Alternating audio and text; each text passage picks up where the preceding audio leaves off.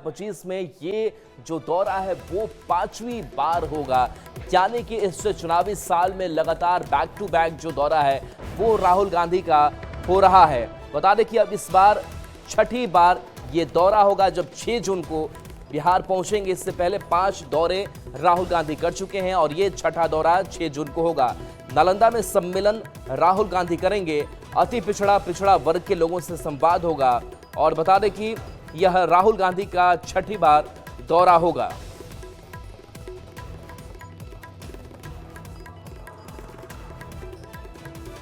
अब देखिए राहुल गांधी की इस दौरे को लेकर के सियासत जो है वो गर्मा गई है। सत्ता पक्ष का ये कहना है कि राहुल गांधी प्रधानमंत्री की नकल कर रहे हैं।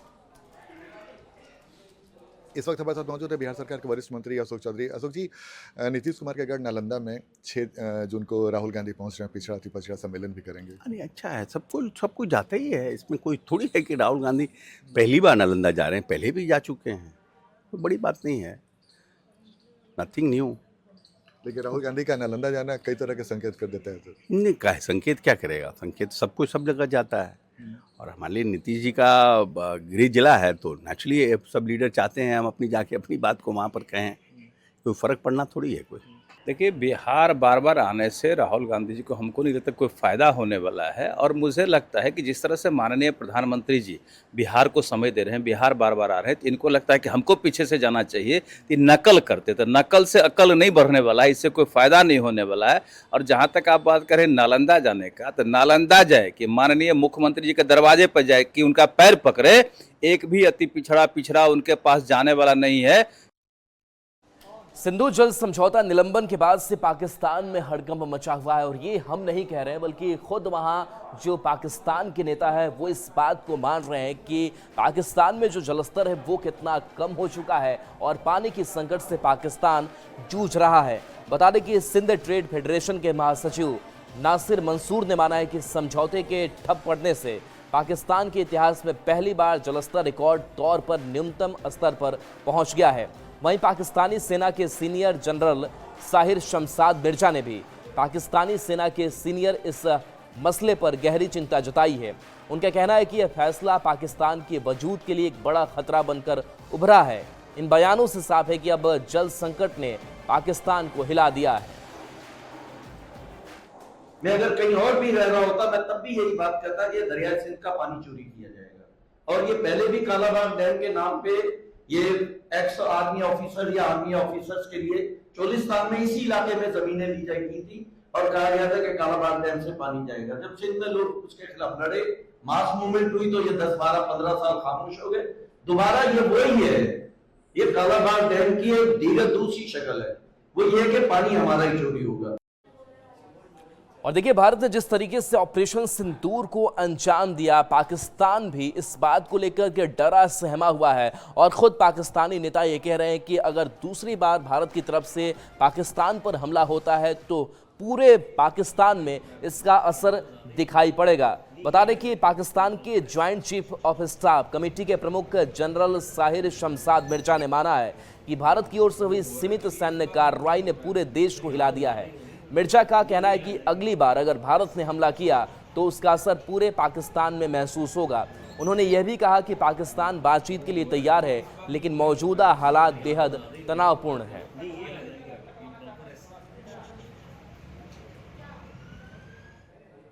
और देखिए सीज फायर को लेकर के कांग्रेस के कई जो नेता हैं वो सवाल उठा रहे हैं, लेकिन उसी में से कांग्रेस के कई ऐसे नेता हैं जो इस ऑपरेशन सिंदूर की तारीफ भी कर रहे हैं और वो बता भी रहे हैं कि किस तरीके से पाकिस्तान ने घुटने टेके हैं। एक कांग्रेस नेता सलमान खुर्शीद का आपको बयान सुनाते हैं। The DGMO of Pakistan and it came to the DGMO of India and we stopped when they said let's stop.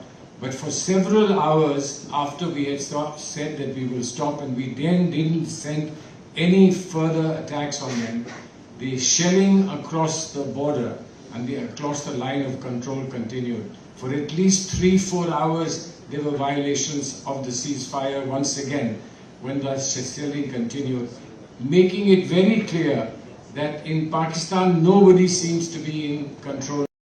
Was an attempt to devastate the tourism economy of of the Union Territory of Jammu and Kashmir, as well as an evil design to sowing religious discord. The barbarity of the killings required an exemplary response, which was delivered by destroying terrorist command centers, especially in Bhabalpur and Muridke.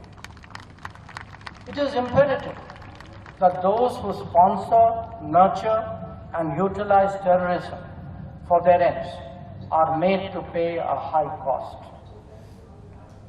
That it warranted a forceful response.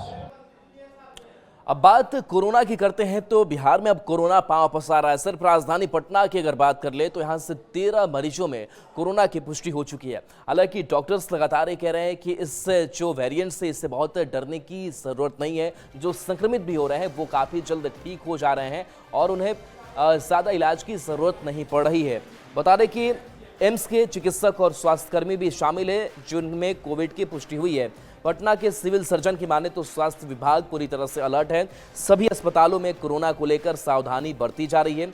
उन्होंने कहा कि इस बार देश में 2 नए सब variant NB.1.8.1 और 11.7 की पहचान हुई है, लेकिन यह वायरस काफ़ी कमज़ोर है और मरीज पॉजिटिव होने के बाद भी तुरंत ठीक हो जा रहे हैं। मरीजों को अस्पताल में भर्ती भी नहीं होना पड़ रहा है। पटना के civil surgeon doctor Avinash Kumar Singh से बात की है संवाददाता रजनीश कुमार ने।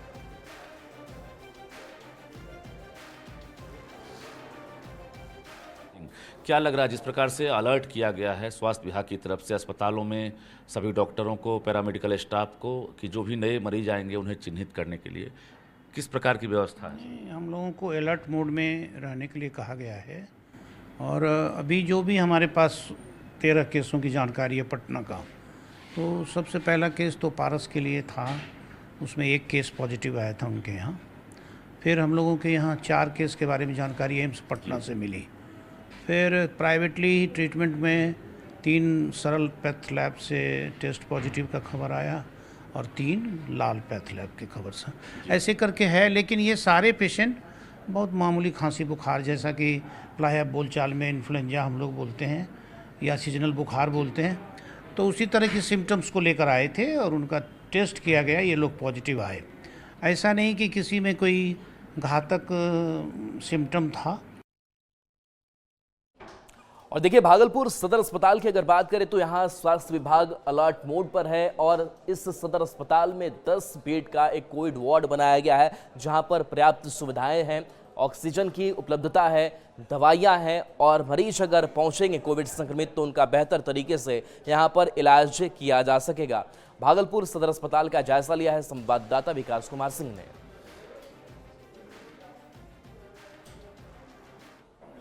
एक बार फिर से कोरोना तेजी से पांव फैलाने लगा है। बिहार में कोरोना के मामले भी सामने आ रहे हैं। ऐसे में स्वास्थ्य विभाग पूरी तरह से अलर्ट मोड में है। जिले के सभी अस्पताल अलर्ट में है, खासकर सदर अस्पताल और JLNM-CH को अलर्ट मोड में रखा गया है। और एक बार फिर से जो कोरोना जांच की प्रक्रिया है उसको अब धीरे धीरे शुरू किया जा रहा है। सदर अस्पताल में ये देखिए कोविड जांच केंद्र जो है वो फिर से खुल गया है और काउंटर पर स्वास्थ्य कर्मियों की तैनाती कर दी गई है। अगर किसी भी मरीज में किसी भी तरह की लक्षण पाए जाते हैं तो सबसे पहले जांच प्रक्रिया से गुजरना होगा।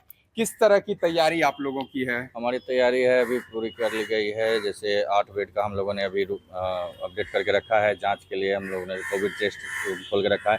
RT-PCR की जांच की व्यवस्था हमारे पास है। एंटीजन किट है नहीं अभी हमारे पास, ठीक है। तो RT-PCR के लिए अगर कोई ऐसा सस्पेक्टेड केस आता है तो उसका हम सैंपल लेकर के मायागंज के लिए भेजेंगे। उसके बाद अगर पुष्टि होती है तो तब हम भर्ती करेंगे उनको। आगे की प्रक्रिया चल रहेगी।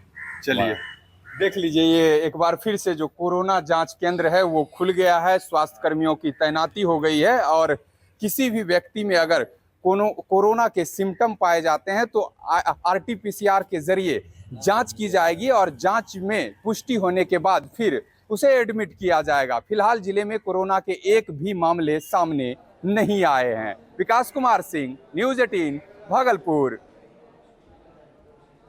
4 जून को स्वास्थ्य मंत्री मंगल पांडे बाढ़ में अनुमंडलीय अस्पताल का उद्घाटन करने वाले हैं। इस अस्पताल की अगर बात करें तो आधुनिक सुविधाओं से लैस अस्पताल है, जहां आधुनिक तौर तरीके से यहां पर मरीजों को बेहतर इलाज मिल सकेगा।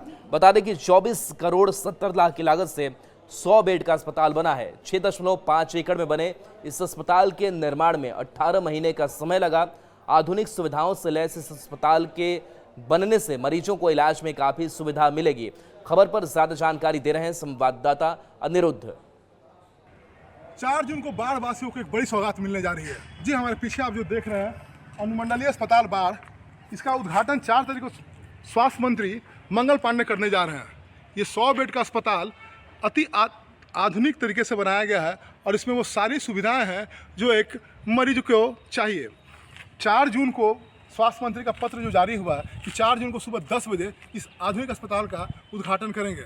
लगभग 6.5 एकड़ में 24.5 करोड़ की लागत से ये अस्पताल का निर्माण हुआ है और बनाने में लगभग 1.5 से 2 साल लगा है। अब तक जो पुराना अनुमंडलीय अस्पताल बाढ़ था वो रेफरल अस्पताल के नाम से जानते थे। यहाँ इलाज की कोई सुविधा नहीं थी, लेकिन अब ये नए अनुमंडलीय अस्पताल निर्माण होने के बाद मरीजों को काफ़ी राहत मिलेगी। अनिरुद्ध, न्यूज़ 18 बाढ़। और चलिए न्यूज़ रूम लाइव में